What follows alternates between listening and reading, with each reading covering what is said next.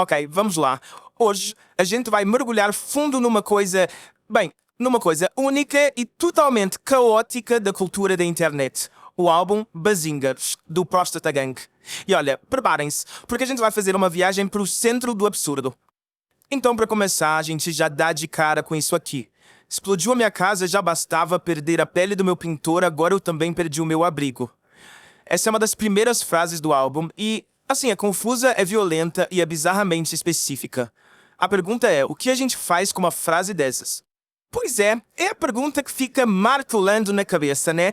O que isso sequer significa? A resposta, adiante logo, não é nada simples, mas é exatamente essa a nossa missão aqui, tentar encontrar alguma lógica, algum sentido no meio desse caos todo. Então, vamos nessa. Bom, para a gente começar a desemaranhar o que é o Próstata Gang, a gente precisa entender o conceito central que eles mesmos criaram. O que é um bazingueiro? Essa palavra é a chave de tudo. É a porta de entrada para o universo deles.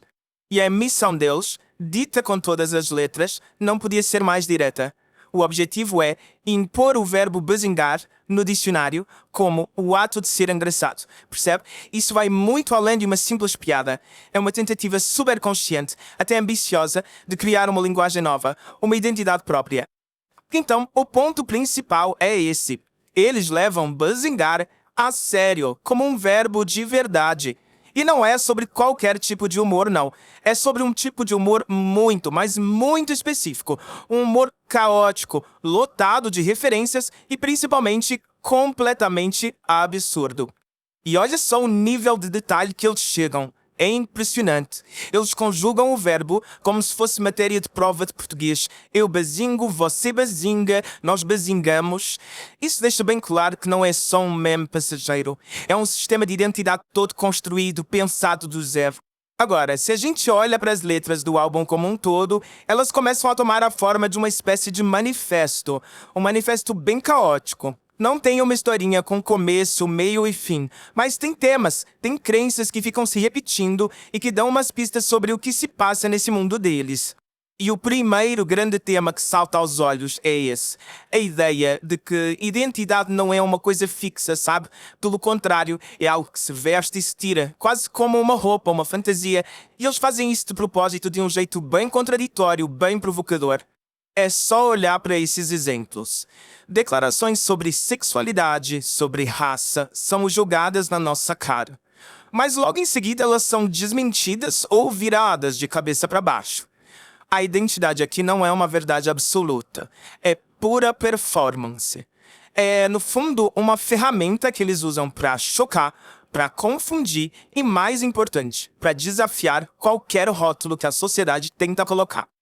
Ok, agora vamos cavar um pouco mais fundo. Quais são as opções que aparecem o tempo todo nas letras do álbum? Será que tem alguma estrutura por trás de toda essa bagunça? E olha, o foco temático é bem claro. Metade, 50% do álbum, é dominado por uma sexualidade explícita bem crua. Logo depois, com o quarto, vem o puro surrealismo nonsense. É justamente a mistura desses dois ingredientes que torna a experiência toda tão propositadamente desconfortável. E aqui a gente vê essa mistura na prática, lado a lado. De um lado, uma fixação quase doentia em atos sexuais, descritos sem filtro nenhum. Do outro, umas explosões de violência que são tão absurdas que parecem tiradas de um desenho animado. É o choque desses dois mundos que cria a espinha dorsal do estilo do Próstata Gang. Mas, no meio de toda essa loucura, tem uma coisa que a gente só conhece. Um monte de referências à cultura pop. Só que, claro, não são homenagens bonitinhas. Essas referências são engolidas, mastigadas, distorcidas e depois cuspidas de volta, de um jeito quase agressivo. Olha só esses dois exemplos perfeitos.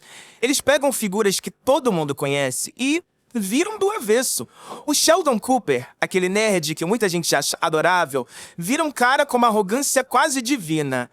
A famosa promessa do muro do Donald Trump é citada, mas aquele Jesus no final tira toda a força da frase, transforma em algo meio patético. É um jeito de desmontar os ícones.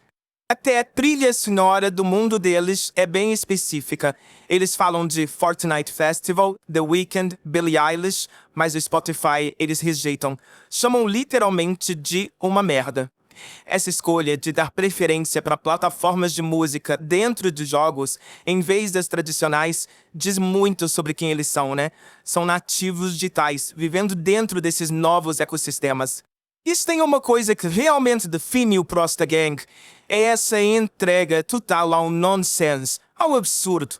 As letras não têm lógica nenhuma, é um fluxo de consciência puro que joga pela janela qualquer tentativa de contar uma história do jeito normal. Esse trecho aqui é perfeito para ilustrar isso. A imagem de alguém virando uma árvore ambulante para expulsar mendigos de uma festa é surrealismo puro. Não adianta nem tentar achar um sentido lógico aqui, porque a ideia é exatamente não ter sentido nenhum. E é aqui que a gente chega no ponto central. A falta de história não é um defeito, é a própria arte. O objetivo não é ser entendido, é sobrecarregar os sentidos, é jogar quem tá ouvindo num estado de confusão total, de dissonância mesmo. Bom, a gente já viu o que eles fazem e como eles fazem. Agora falta a pergunta de $1 milhão. Por quê? Qual é a motivação por trás de criar uma coisa tão agressiva e anárquica de propósito? Dá para pensar em pelo menos 3 possibilidades. A primeira, que é a mais óbvia, é chocar pelo choque. Simplesmente provocar uma reação. A segunda é o humor pelo absurdo. Aquela comédia que vai da falta total de sentido. E a terceira, que talvez seja mais fascinante, é criar um laço, uma comunidade. Tipo uma piada interna gigante que só quem está dentro entende.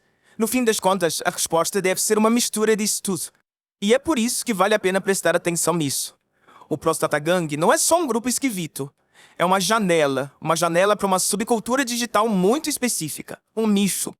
Eles mostram de um jeito cru e sem filtro nenhum como essas comunidades criam a própria arte, os próprios códigos, a própria identidade. Tudo isso bem longe da cultura que a gente vê todo dia.